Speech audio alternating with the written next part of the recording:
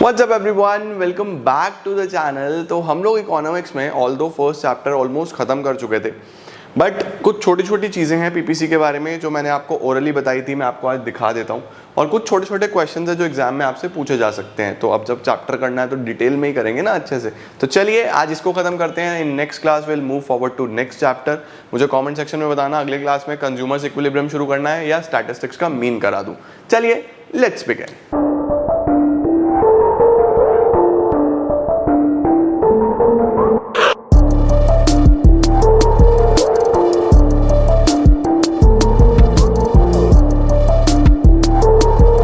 Start करेंगे हम लोग सबसे पहले सवाल के साथ। वो ये होता है, what do you mean by marginal rate of transformation.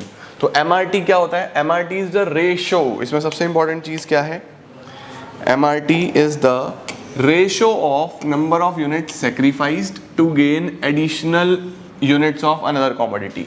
Like आप कितना सेक्रीफाइस कर रहे हो, कितना गेन कर रहे हो, उसके रेशो को एमआरटी बोलते हैं। जैसे पहले वाले केस में जो आपको मैंने लास्ट क्लास में टेबल पढ़ाई थी, उसमें एक यूनिट सेक्रीफाइस करा था और एक ही गेन करा था। दूसरे में 2 सेक्रीफाइस करे थे, एक गेन करा था। फिर 3 सेक्रीफाइस करे थे, एक गेन करा था। फिर 4 सेक्रीफाइस करे थे, एक गेन करा था। 5 सेक्रीफाइस करे थे, एक गेन करा था।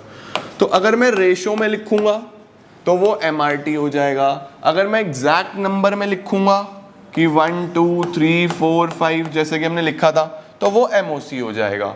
समझ रहे हो? हमने जो टेबल बनाई थी, अपॉर्चुनिटीज, गन्स, बटर्स, एमओसी, तो एमओसी 1 2 3 4 5 लिखा था, तो एमओसी एग्जैक्ट नंबर्स में होता है। रेशो में लिख दोगे तो एमआरटी हो जाएगा। फॉर्मूला सेम है, सेक्रीफाइस अपॉन गेन्स। ठीक है। एमओसी क्या होता है? Refers to the number of units of a commodity sacrifice to gain 1 additional unit of other commodity. PPC में एमओसी हमेशा इंक्रीजिंग आता है। अगला सवाल, will the economy always operate on PPC. क्या इकोनॉमी पीपीसी पे ऑपरेट करती है? तो मैंने क्या बताया था, economy will operate on PPF only when resources are fully and efficiently utilised. अगर पूरा यूटिलाइजेशन ऑफ रिसोर्सेज हो रहा है तो पीपीसी के ऊपर आओगे। उसके बाहर आप नहीं जा सकते क्योंकि रिसोर्सेज नहीं है। उसके अंदर अगर आप हो तो अनअचीवेबल, सॉरी, अंडर यूटिलाइजेशन। बाहर अनअचीवेबल, अंदर अंडर यूटिलाइजेशन। ठीक है जी। उसके बाद क्या आ रहा है? इकोनॉमी कैन इधर ऑपरेट ऑन पीपीएफ और इनसाइड पीपीएफ, जिसको हम अटेनेबल कॉम्बिनेशंस बोलते हैं। Economy can not operate outside PPF क्योंकि वो हमारे लिए अनअटेनेबल कॉम्बिनेशंस हैं। देखो इसके ऊपर ये जितने भी पॉइंट्स हैं ये सब फुल यूटिलाइजेशन है। एफ पॉइंट जो है ये बेसिकली अनअचीवेबल है हमारे लिए, और ई पॉइंट जो है it shows under utilisation. Attainable क्या होते हैं? जिसपे इकोनॉमी ऑपरेट करती है। अनअटेनेबल जिसपे नहीं जा सकती इकोनॉमी। ठीक है। ये छोटे छोटे क्वेश्चंस हैं, स्क्रीनशॉट्स लेके चल सकते हो आप इनके। क्या पीपीसी स्ट्रेट लाइन हो सकता है? क्या पीपीसी ऐसा हो सकता है? मैंने बताया था आपको लास्ट क्लास में, अगर एमओसी एमआरटी कांस्टेंट हो जाए 1 1 1 1 1 तो ये स्ट्रेट लाइन आ जाएगा। PPF will be straight line as shown in figure below अगर एमआरटी इज कांस्टेंट, यानी जितना सेक्रीफाइस उतना गेन अगर हो तो उस सिनेरियो में सेम आ जाएगा। क्या पीपीसी कॉन्वेक्स हो सकता है? मैंने बताया था आप लोगों को, अगर एमओसी डिक्रीजिंग हो तो ये इस तरीके से बन जाएगा। PPF can be convex to origin if MRT is decreasing. Okay, एक तरीके से आपका ये लास्ट वाले वीडियो के ही रिविजनरी क्वेश्चंस हो रहे हैं, बट कैसे लिखने हैं तो इस तरीके से आप आंसर्स लिख सकते हो अपने। Relationship between PPF and MRT, सीधा सीधा सा रिलेशन है कि एमआरटी जो है वो शेप दिखाता है पीपीएफ की। Slope of PPF is measure of the MRT. ठीक है। कॉन्केव क्यों होता है? क्योंकि एमआरटी या एमओसी इंक्रीजिंग आ रहा होता है। राइट, ये पता होना चाहिए। उसके बाद ये सब हमने आपको लास्ट क्लास में पढ़ा दिया था। चेंज इन पीपीएफ, ये इंपॉर्टेंट है। देखो, क्या पीपीएफ में चेंज हो सकता है? क्या पीपीसी इधर उधर हो सकता है? तो इसका आंसर आता है यस, पीपीसी इधर उधर हो सकता है। 2 तरीके से हो सकता है। एक होता है पूरा का पूरा पीपीसी ही शिफ्ट हो जाए, और एक होता है सिर्फ रोटेशन होना। यानी पीपीसी 2 तरीके से शिफ्ट होता है, 2 तरीके से चेंज होता है। एक होता है शिफ्ट और एक होता है rotation. Sir what is shift and what is rotation? Shift होता है पूरा का पूरा शिफ्ट हो जाए, ठीक है, और रोटेशन होता है एक तरफ से रोटेट करे। जैसे कि देखो फॉर एग्जांपल शिफ्ट। शिफ्ट क्या है? पीपीसी कैन शिफ्ट इधर राइट और लेफ्ट। राइट भी जा सकता है, लेफ्ट भी जा सकता है, depending on resources and technology. अब सपोज रिसोर्सेज बढ़ जाएं, रिसोर्सेज अगर बढ़ गए तो मैंने आपको बताया था कि पूरा का पूरा पीपीसी इधर राइट चला जाएगा। ठीक है। और अगर रिसोर्सेज कम हो जाए तो पूरा का पूरा पीपीसी लेफ्ट आ जाएगा। तो डिपेंड करता है रिसोर्सेज के ऊपर।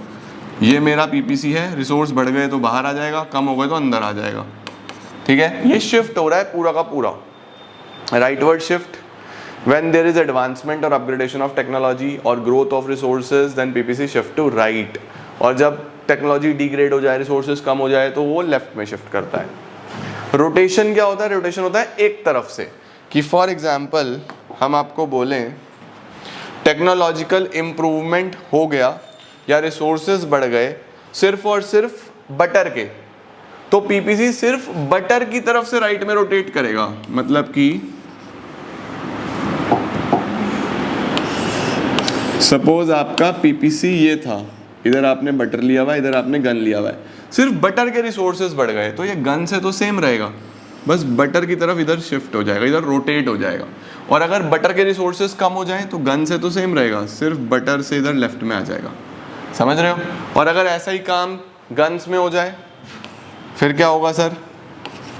पीपीसी ये था, ये आपका बटर, ये आपका गन, गन के रिसोर्सेज बढ़ गए तो ये उधर से ऊपर की तरफ रोटेट हो जाएगा, ऊपर चला जाएगा। और अगर रिसोर्सेज कम हो गए तो ये नीचे आ जाएगा।